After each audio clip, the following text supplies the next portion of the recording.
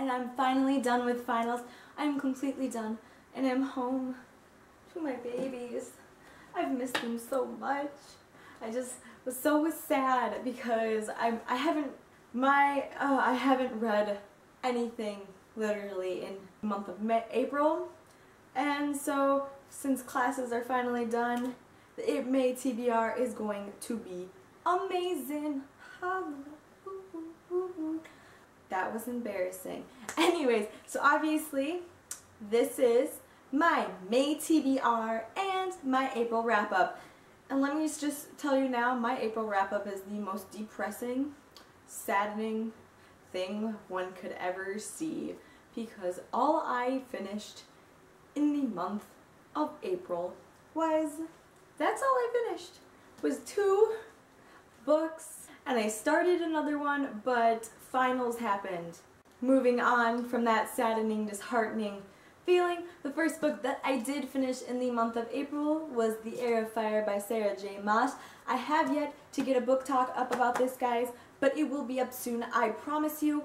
I have it, I just need to edit it, I need it to look pretty and all that, but I do have a book talk on this book, and if any of you have read this book, which I know a majority of you have, you loved it just as much as I have. I give this book a 5 out of 5 stars because it was just so freaking good.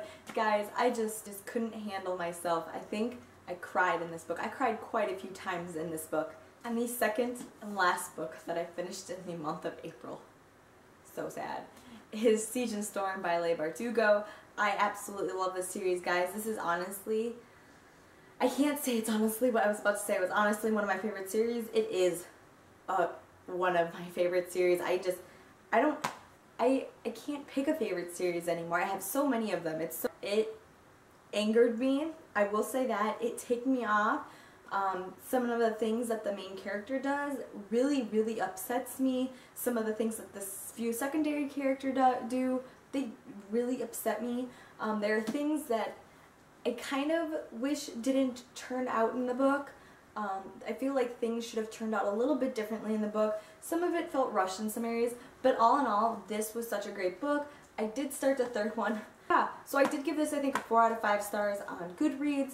I haven't gotten around to reviewing this book yet, but I do plan on reviewing it very soon. I'm really behind on reviewing books, and it's so sad. So now that the April wrap-up is done, and a sad one at that because I've only read 2 books and that's not normal for me, let us move on to my May TBR, where my May TBR is definitely bigger. So the first book that I really want to get to in the month of May is Rebel Belle by Rachel Hawkins. I know that I put this in my April TBR, but obviously I didn't get to it, so I definitely want to get to it in May. I've heard only good things about this. It's about a girl who is kind of popular. She's a cheerleader. She is focusing on prom, but she ends up finding out that she has these weird powers, and she's a guardian of some sort, and that she is sworn to protect a guy in her class that she really doesn't like. So I find this superly interesting, and I mean, look at this cover. Doesn't it look so sweet? You got a cool knife, and you just got, it just looks cool to me. I know Miss Mayhem is out, and I have heard so many mixed things about Miss Mayhem. I've heard a lot of people are disappointed about the length, so tell me if after I read this that I should definitely pick up the second one. I know this is going to be a series, so I most likely will pick up the second one, but if any of you have read it, if any of you have read Rebel Belle or Miss Mayhem, definitely leave your comments below. So the next book that I plan on reading in May is one that a lot of people have recommended to me on Twitter, on Instagram, and that is The Kiss of Deception by Mary E. Pearson. And I've only heard good things about this. I love this cover, guys. It is absolutely gorgeous. It's about a girl. She's a princess, I believe. She is destined to marry someone, but she escapes, and I think she disguises herself as a peasant in this town, and she ends up falling in love with, I think, 2 guys from what the back says, and one guy is coming to kill her, and the other guy is the prince I believe she was betrothed to. So Very, very interesting indeed. Like I said before, this cover is absolutely gorgeous. I mean, I wish I could get a close-up. It's beautiful. This cover is just gorgeous. The next book that I want to get to this month is Wither by Lauren DeStefano. This I think was also in my April TBR from last month. I really do want to get to this book. I've heard only good things. I know that there was a lot of mixed reviews. Some people just said don't like it at all, and a lot of people said they did like it. I looked it up on Goodreads. It seems like it has high rating. I own the whole series to this book, so I was super happy because all of these came from half-price bookstores. And this is about, I believe it's about a girl, and it's in a world where people, men and girls, don't live past a certain age, and so they're forced into marriage and having babies all the time. And so she's married into this very high pristine family, and the father of her husband, a scientist who is trying to save the world, I guess, and she wants to escape because she wants to escape, and she ends up falling in love with, I think, one of the servers. So it definitely sounds really interesting to me, like a sci-fi type of book. So I am planning on trying to read the whole Chemical Garden series in the month of May, but I don't know, I might end up taking a break between the first book and the second book like I do many series. So I'm planning on getting around to Alice in Zombieland this month as well. It is by Gina Showalter? I'm gonna go with Showalter. Some people have told me this is not an Alice in Wonderland retelling, but with the way it looks like with Alice in Zombieland, and then at the bottom it says off with their heads, I feel like it's kind of a retelling of Alice in Wonderland, but not really. So comment below and tell me if it's an Alice in Wonderland retelling. I'm very confused when it comes to that, but I'm really excited to get to this. This is one of the series I've been wanting to get to for a very long time, and so I really want to get to this one. I've heard only good things about the series. I think there's one more coming out, The Mad Hatter or something like that.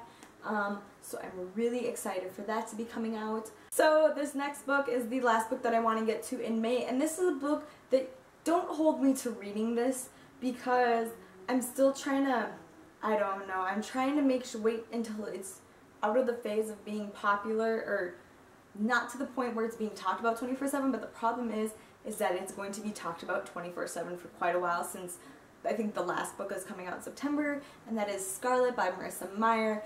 I think a majority of you know that I've been having a problem with, I had a problem with Cinder, but it wasn't because of the book, it was because it was so popular that it got annoying to me, and so I had a hard time reading the book. And I've also told you many times that the reason why I didn't finish the Mortal Instruments series is because of the fact that it had so much hype when I was reading them that I kind of got sick of hearing it all the time. So I want to get to Scarlet. I really, really do. I did enjoy the first book. I loved the prince, and I love Cinder, and I've only heard good things about the other books, but and I know it's stupid of me to not like a book because of the popularity. That I love that these series are popular. It's just hard when people are talking about them 24/7, and so I get so disinterested. But no, so definitely comment below and tell me if I'm crazy for feeling about not wanting to read this because of the popularity of the over-talking of books. If you experience this as well, I definitely want to see if I'm not the only one out there. Alright guys, that is all for my April wrap-up and my May TBR. So I have a huge announcement that I really need to get out there. So as many of you have noticed, my end slate has changed from quite a while ago. It now has the castle and everything.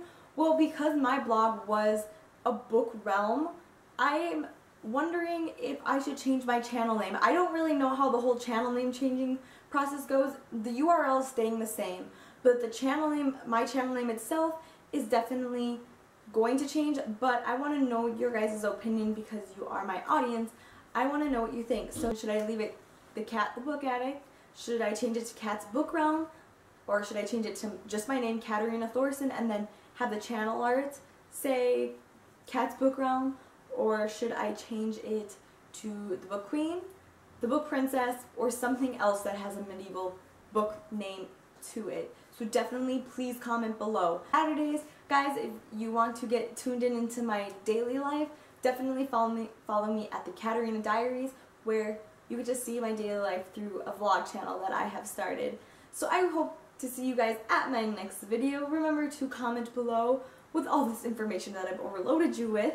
Remember to like this video, give it likes for more videos, and also remember to subscribe to my channel for more videos. I'll see you guys at my next video. Bye!